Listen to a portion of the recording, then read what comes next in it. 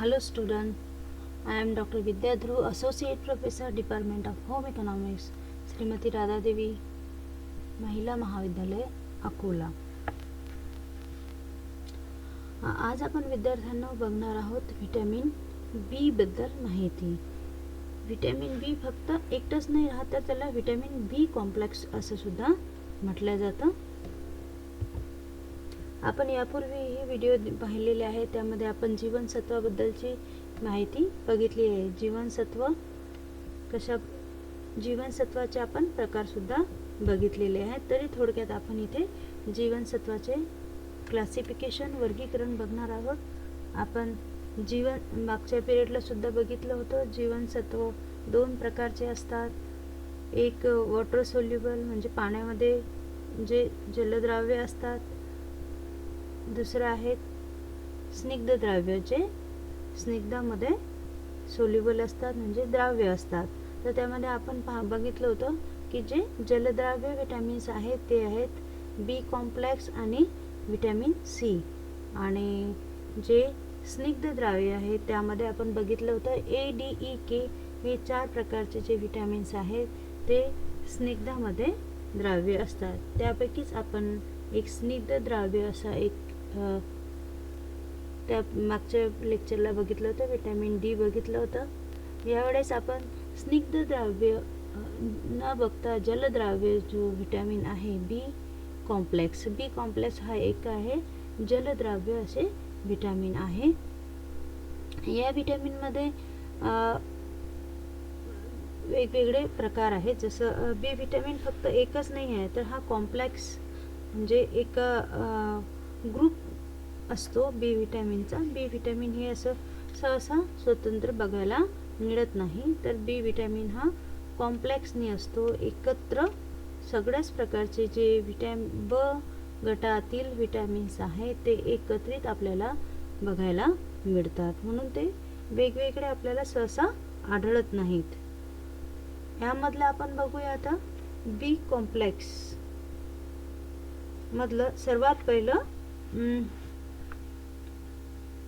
जी B1 त्याला thiamine सुद्धा असं म्हटलं जातं। त्याच्यानंतर थायमिन हा एक अँटी बेरीबेरी म्हणून ओळखला जातो। तर अँटी बेरीबेरी का बरं ओळखला जातो? कारण ह्या विटॅमिननी बेरीबेरी नावाचा जो रोग आहे तो होत नाही, म्हणून त्याला अँटी बेरीबेरी असं म्हटलं जातं। आता याचे जे सोर्सेस आहेत ते आपण बघूया। जसं पोर्क आहे, होल ग्रेन्स आहे, लेग्युम्स आहे, ट्यूना आहे, सोया मिल्क आहे, सोयाबीनचं जे दूध असतं त्याच्यामध्ये सर्व प्रकारचे धान्य, कडधान्य, डाळी, त्यानंतर पोर्क ना, आणि ट्यूना नावाची जी फिश आहे ही याचे सोर्सेस आहेत।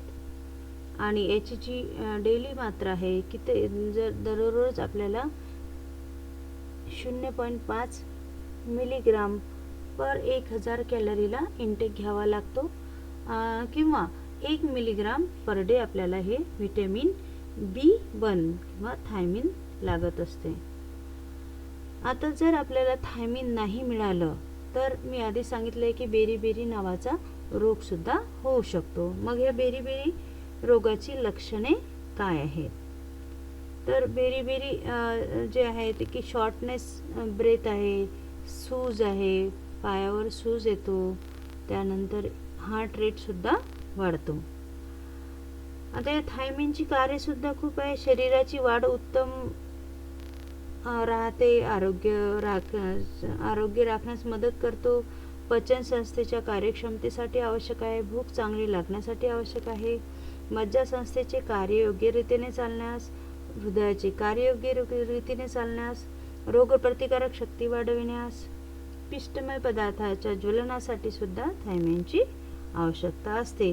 जर थायमिनचा पुरवठा योग्य प्रमाणामध्ये नाही झाला तर पिष्टमय पदार्थाचे शोषण सुद्धा योग्य प्रकारे होत नाही।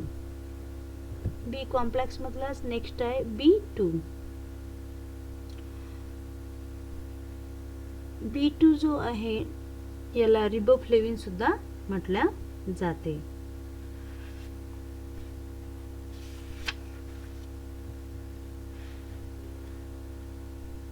आता रिबोफ्लेविनचे कार्य काय आहे? तिक्ताम्ले, स्निग्धाम्ले आणि कर्बोदकाच्या चयापचयासाठी हा अत्यंत आवश्यक आहे. अप्रत्यक्षपणे हा कार्य करीत असतो.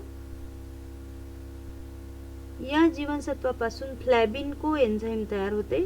त्वचा, मज्जातंतू आणि डोळ्यांच्या आरोग्यास हा मदत करते. डोळ्याचे पारदर्शी पटल स्वच्छ करणारे आश्रुत B12 असते.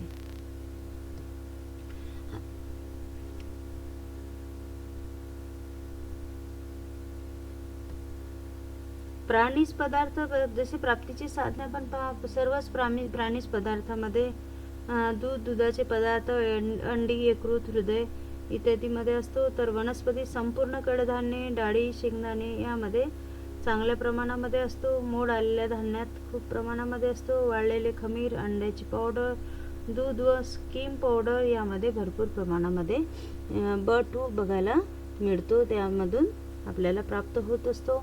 आता याची डेली मात्रा किती असते?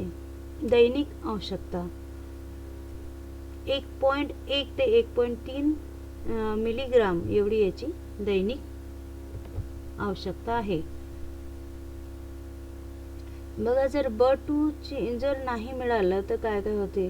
सोर होते, तो गळा सुजला जातो, oily skin, night blindness, mouth sources, त्यानंतर skin disorder, itching, burning eyes, anaemia, fatigue ह्यासारखी लक्षणे दिसून येतात. आता नेक्स्ट बघणार आहोत नियासिन B3. नियासिनलाच B3 सुद्धा म्हटलं जाते आणि याला अँटीपेलेग्रा असं म्हटलं जाते. कारण नियासिन जर व्यवस्थित प्रमाणामध्ये आपल्याला मिळालं तर पेलाग्रा नावाचा रोग होऊ शकत नाही. तर याचे कार्य आपण थोडक्यात बघणार आहोत. बघा, 1937 मध्ये B3 हे पेलाग्रा प्रतिबंधक असल्याचं सिद्ध झालं.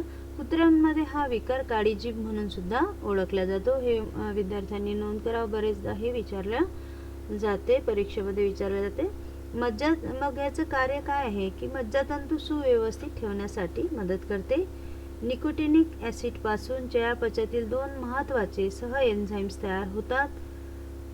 हे सह एन्झाईम्स स्निग्धे, प्रथिने व कर्बोदकांच्या चयापचयास मदत करतात, शक्ती उत्पादन करण्यास सुद्धा मदत करतात आणि पेलाग्रा प्रतिबंधक म्हणून महत्त्वपूर्ण कार्य करतात.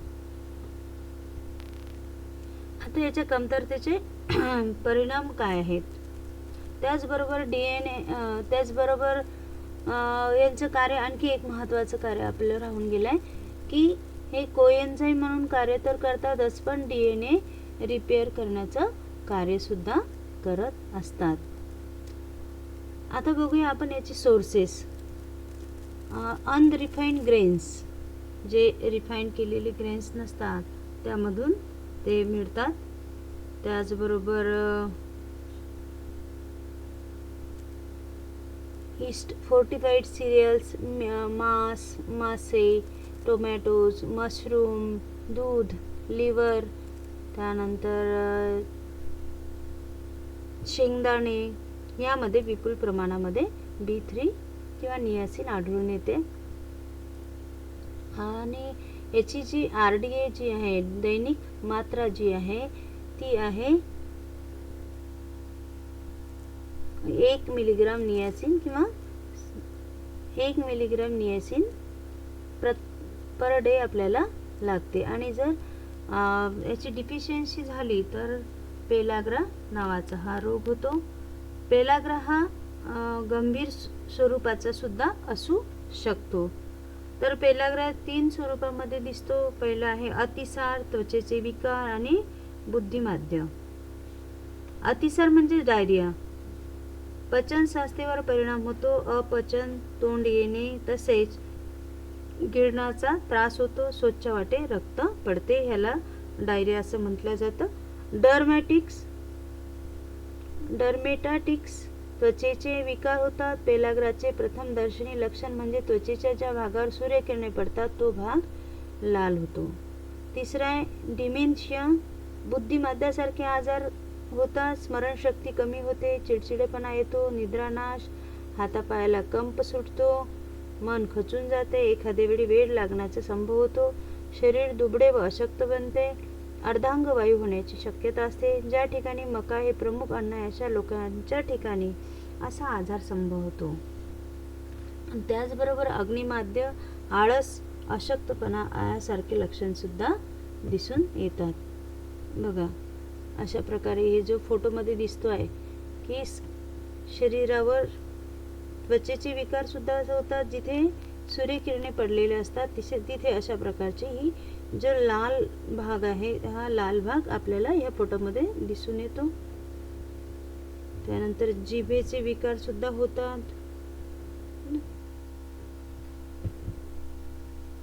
त्यानंतरचा विटॅमिन बघूया, B7 किंवा बायोटीन असे याला म्हटले जाते.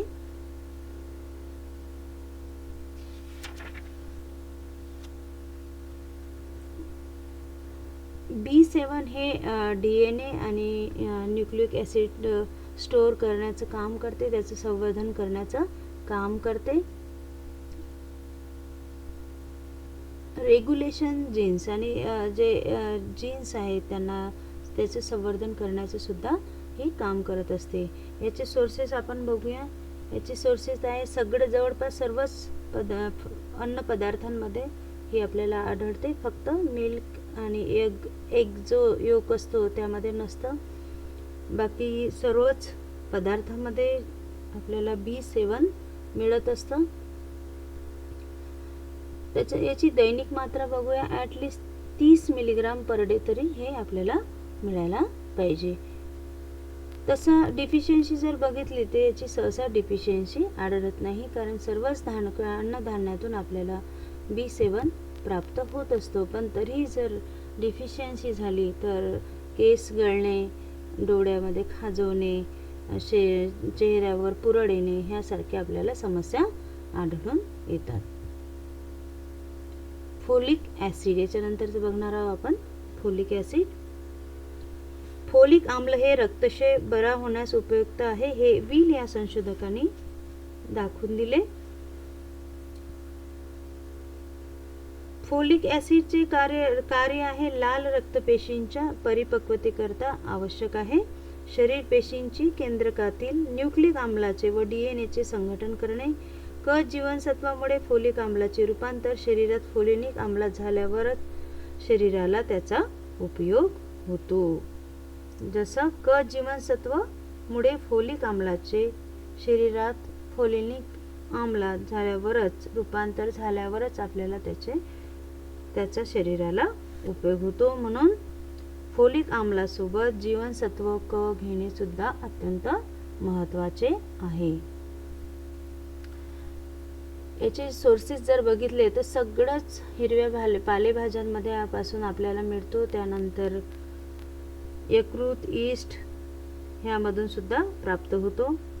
साधारण प्रमाणामध्ये गहू, ज्वारी, मांस यामध्ये मिळतो. अल्प प्रमाणामध्ये दूध व दुधाचे पदार्थ यामधून आपल्याला प्राप्त होत असतो. अधिक्य जर झाले तर मूत्र आणि विष्ठेतून हे बाहेर टाकले जाते. आणि जर याचे कमतरता झालीच तर गर्भवतीला किंवा इतर लोकांनाही रक्तक्षय होण्याचा धोका असतो. हे बघा, तर हे काय करतं, ब्लड सेल्स सुद्धा तयार करतो. त्यासोबत DNAचे संवर्धन करतं आणि चयापचयाची जी क्रिया आहे, डायजेशनचे जे काम आहे हे सुद्धा व्यवस्थित करतं. परंतु विटॅमिन Cच्या हेल्पनीच हे काम करत असतं. अशा प्रकारे आपण आज B विटॅमिन बघितलं आहे, B7. यानंतर आपण बघूया सायनोकोबाल्मिन B12. गंभीर स्वरूपाचा रक्तक्षय बरा करण्यासाठी B12 ची आवश्यकता असते. स्मिथ 1948 मध्ये स्मिथ व पार्कर या संशोधकांनी B12 हे फोलिक आम्लापेक्षा वेगळे आहे हे सिद्ध केले. मग याचे कार्य काय आहे? लाल रक्तपेशींच्या परिपक्वतेसाठी हे अत्यंत आवश्यक आहे. शरीर पेशींच्या केंद्रकातील न्यूक्लिक आम्लाचे DNA चे संवर्धन करणे हे याचे महत्त्वाचे कार्य आहे. गंभीर स्वरूपाचा रक्तक्षय बरा होण्यास मदत करते. मिथ्योनाइनच्या संश्लेषणात सह एन्झाईम म्हणून काम करत असते. प्रथिने, स्निग्धे व कर्बोदकांच्या चयापचयासाठी B12 हे अत्यंत आवश्यक असे विटॅमिन आहे. याच्या प्राप्तीची साधने फक्त प्राणिज पदार्थापासून मिळते. दुधात कमी प्रमाणात असते. यकृत, मांस, मासे, अंडी यामधून चांगल्या प्रमाणामध्ये हे प्राप्त होत असते. अभावाचे परिणाम. जर B12 आपल्याला नाही मिळालं तर गंभीर स्वरूपाचा रक्तक्षय, पर्शियम रक्तक्षय सुद्धा होतो. लाल रक्तपेशींच्या परिपक्वतेवर परिणाम होतो. जीभ लाल होते, बोटे बधीर होतात, पृष्ठवंशरज्जूचा नाश होतो. मग याची दैनिक आवश्यकता काय आहे हे आपण बघू. प्रौढ व्यक्तीस 2 मायक्रोग्राम एवढं B12 आवश्यक आहे. गर्भावस्थेमध्ये 3 मायक्रोग्राम, दुग्धसृजन काळामध्ये 2.5 मायक्रोग्राम एवढी याची दैनिक आवश्यकता आहे. बघा सिम्पटम्स याचे. ॲनिमिया होतो गंभीर स्वरूपाचा, त्यानंतर वेट लॉस होते, टायर्डनेस येतो आणि आपली स्मरणशक्ती सुद्धा कमकुवत होते. तर विद्यार्थ्यांना आज आपण बी कॉम्प्लेक्स चे स्त्रोत, बी कॉम्प्लेक्सचे डिफिशियन्सी आणि एकंदरीत त्याचे परिणाम आपण बघितलेले आहेत. थँक्यू.